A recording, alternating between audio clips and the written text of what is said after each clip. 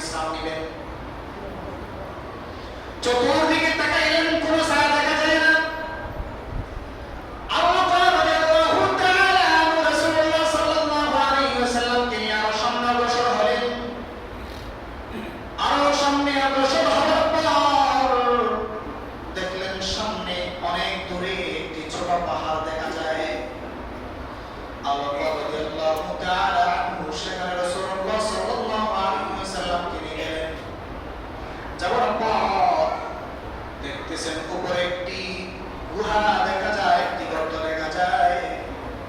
আবু বকর রাদিয়াল্লাহু তাআলা আনহু রাসূলুল্লাহ সাল্লাল্লাহু আলাইহি ওয়াসাল্লামকে বলেন, ইয়া রাসূলুল্লাহ, ইয়া হাবিবাল্লাহ, চলেন না আমরা ওই গুহার মধ্যে যাই, সেখানে গিয়ে একটু বিশ্রাম গ্রহণ করি। রাসূলুল্লাহ সাল্লাল্লাহু আলাইহি ওয়াসাল্লাম চলতে লাগলেন, হেঁটে হেঁটে উঠতেছেন। রাসূলুল্লাহ সাল্লাল্লাহু আলাইহি ওয়াসাল্লাম উপরে যখন হেঁটে হেঁটে উঠতেছেন, পাথরের টুকরা রাসূলের পায়ের সাথে বাড়ি খেয়ে খেয়ে পায়ের থেকে রক্ত ঝরে পড়তেছে। এই দৃশ্য দেখে আবু বকর রাদিয়াল্লাহু তাআলা আনহু রাসূলুল্লাহ সাল্লাল্লাহু আলাইহি ওয়াসাল্লামকে কাঁধে নিলেন। সুবহানাল্লাহ।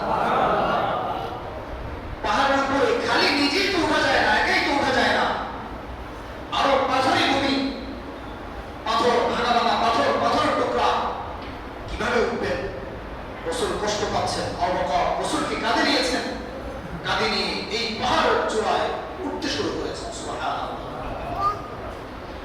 রাসূলুল্লাহ সাল্লাল্লাহু আলাইহি ওয়াসাল্লামকে কাঁধে নিয়ে আবু বকর রাদিয়াল্লাহু তাআলা আনহু ওই পাহাড়ে উঠেছেন। পাহাড়ে ওঠার পর সেখানে যে গুহা দেখলেন, গর্ত দেখলেন, আল্লাহ রাসূল সাল্লাল্লাহু আলাইহি ওয়াসাল্লামকে বললেন, ইয়া রাসূলুল্লাহ, ইয়া হাবিবাল্লাহ, গুহাটা অপরিষ্কার দেখা যায়, আপনি এখানে একটু দাঁড়ান, আমি আবু বকর ভিতরে যাই, গুহাটাকে পরিষ্কার করে আসি, তারপর বিশ্রাম গ্রহণ করব। সুবহানাল্লাহ। আবু বকর রাদিয়াল্লাহু তাআলা আনহু গুহার ভিতরে ঢুকলেন। গুহার ভিতরে ঢোকার পর পরিষ্কার করতেছেন আর দেখলেন চতুর্দিকে ছোট ছোট গর্ত দেখা যায়, পুরা গুহার মধ্যে গর্ত দেখা যায়। এই গর্তগুলো আবু বকর রাদিয়াল্লাহু তাআলা আনহু দেখে ভীত সন্ত্রস্ত হয়ে গেলেন। আবু বকর ভাবতে লাগলেন, এখানে কোনো সাপ বিচ্ছু আছে নাকি? যদি আমি রাসূল যদি এখানে অবস্থান করি, আল্লাহ রাসূল সাল্লাল্লাহু আলাইহি ওয়াসাল্লামকে যদি কোনো সাপ এসে দংশন করে, কোনো বিচ্ছু এসে যদি দংশন করে, আল্লাহ রাসূল কষ্ট পাবেন।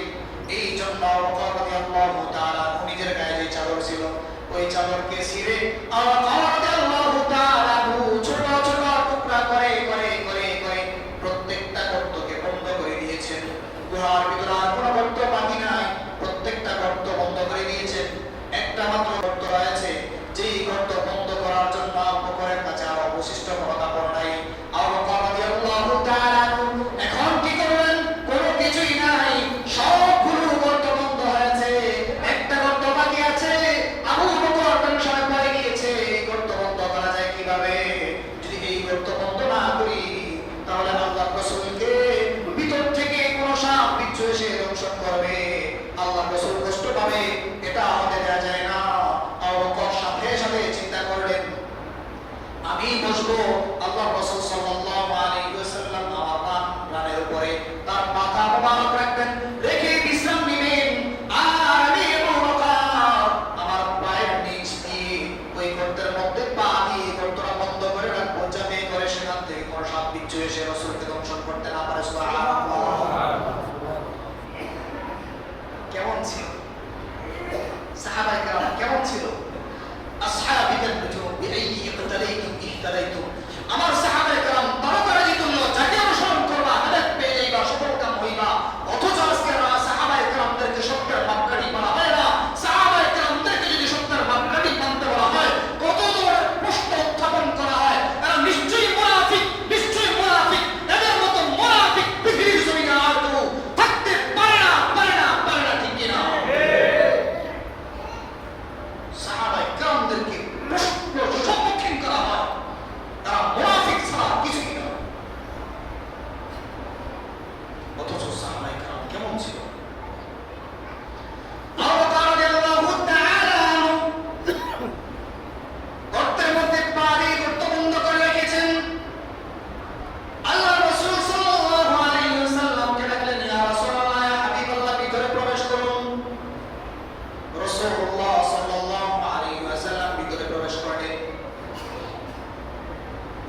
প্রবেশ করার পর আবু বকর রাদিয়াল্লাহু তাআলা আনহু বলল, ইয়া রাসূলুল্লাহ, ইয়া হাবিবাল্লাহ, আমি বসছি, আপনি আমার পায়ের উপরে মাথা দিয়ে একটু বিশ্রাম গ্রহণ করুন।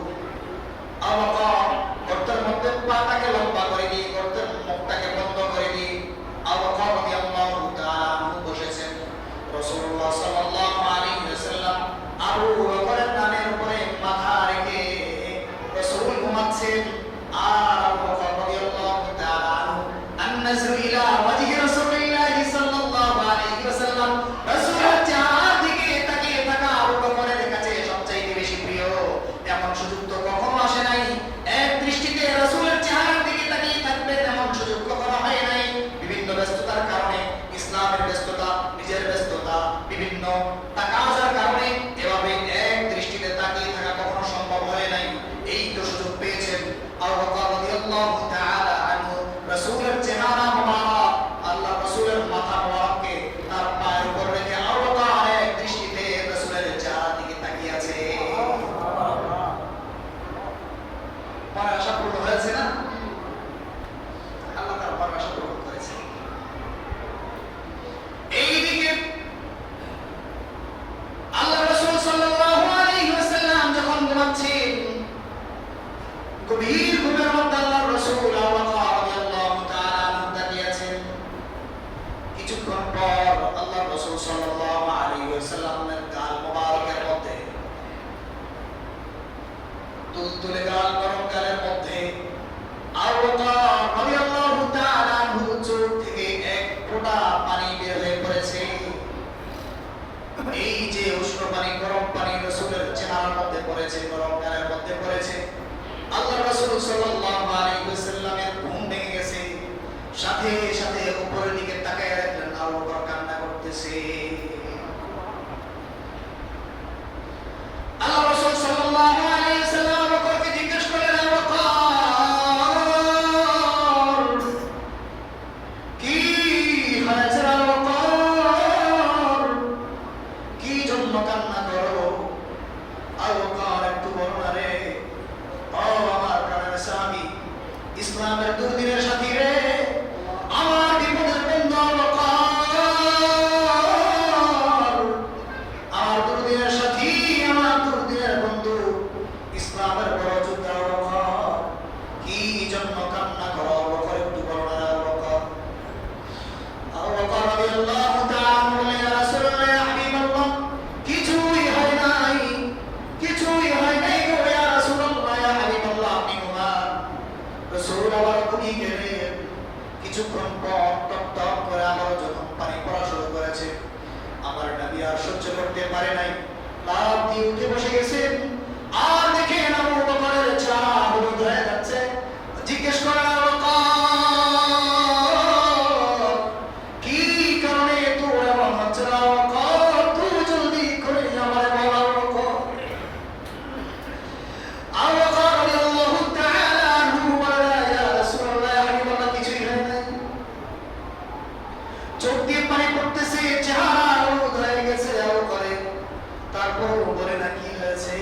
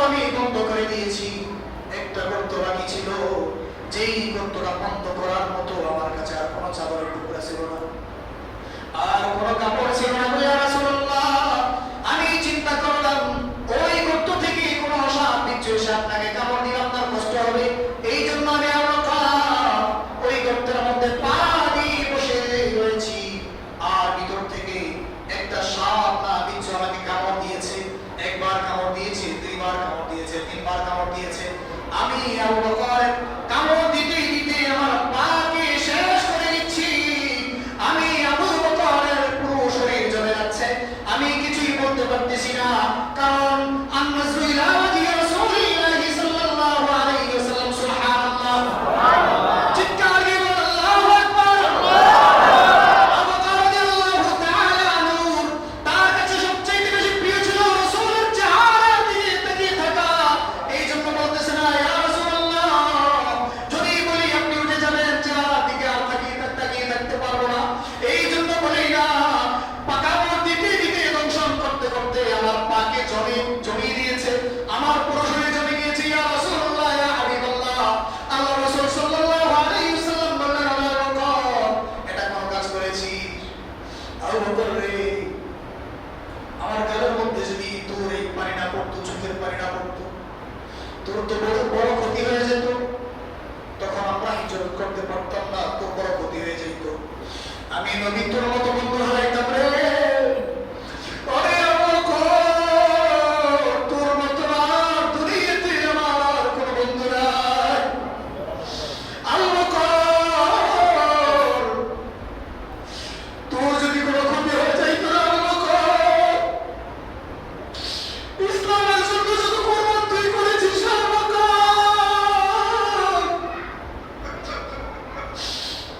আর কেউ তো ইসলামের জন্য এত ত্যাগ করে দিল, আবু বকর। যত সম্পত্তি ইসলামের জন্য ব্যয় করেছিস, আবু বকর। যত কষ্ট করেছিস, আর কেউ তো করে না।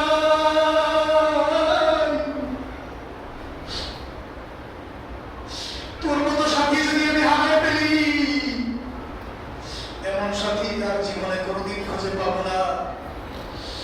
তুই কেন আগে বলিস নাই রে আবু বকর? আল্লাহ রাসূল সাল্লাল্লাহু আলাইহি ওয়াসাল্লাম আবু বকরকে বললেন, আবু বকর, পানি সেই দিকে পাটা দে। রাসূলুল্লাহ সাল্লাল্লাহু আলাইহি ওয়াসাল্লাম লালা মুবারক নিয়ে আবু বকরের পায়ের মধ্যে লাগিয়ে দিয়েছে, সাথে সাথে বিষ নেমে গিয়েছে। আবু বকর রাদিয়াল্লাহু তাআলা পরিপূর্ণ সুস্থ হয়ে গিয়েছেন। সুবহানাল্লাহ।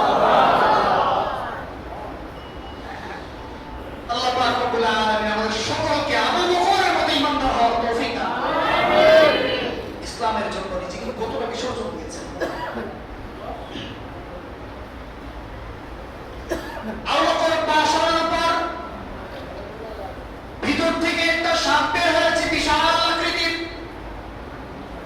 আল্লাহ রাসূল সাল্লাল্লাহু আলাইহি ওয়াসাল্লাম বলল, সাপ, তুই কেন আবু বকরের কামড় দিয়েছিস, দংশন করেছিস? কি কারণে? জলদি করে বল। আল্লাহ পাক রব্বুল আলামিন সাপের জবান খুলে দিয়েছে। সুবহানাল্লাহ, সুবহানাল্লাহ। সাপ বলতেছে, ইয়া রাসূলুল্লাহ, ইয়া হাবিবাল্লাহ, আমি ঈসা আলাইহিস সালামের উম্মত। আমি ওই ধরনের পাত্রী ছিলাম, আপনার অনেক কথা শুনেছি, অনেক গুণগান শুনেছি, আল্লাহর কাছে ফরিয়াদ করেছি, আল্লাহ যেন আপনার সাথে সাক্ষাৎ না করাইয়া আমাকে যেন মৃত্যু না দেয়। আর আমি শুনেছি আপনি এই গুহার মধ্যে আসবেন, আমি এগুলো পড়েছি, আপনি এই গর্তের মধ্যে অবস্থান করবেন।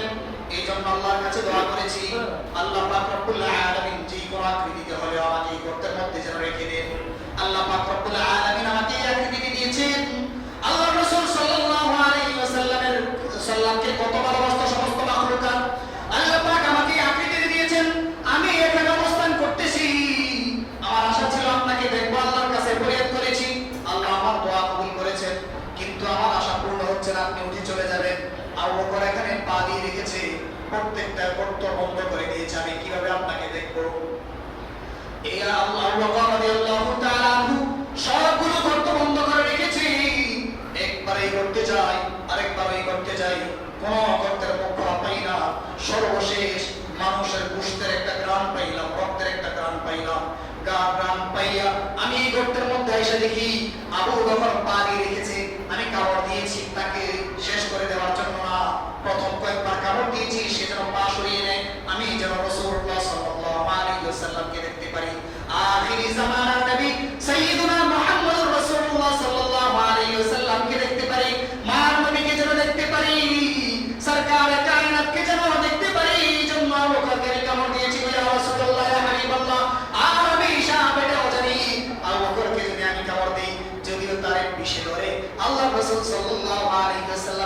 একজন নবী যিনি সাথে সাথে থুতু লাগাইলে আবু বকরের বিষ পানি হয়ে যাবে। সুবহানাল্লাহ।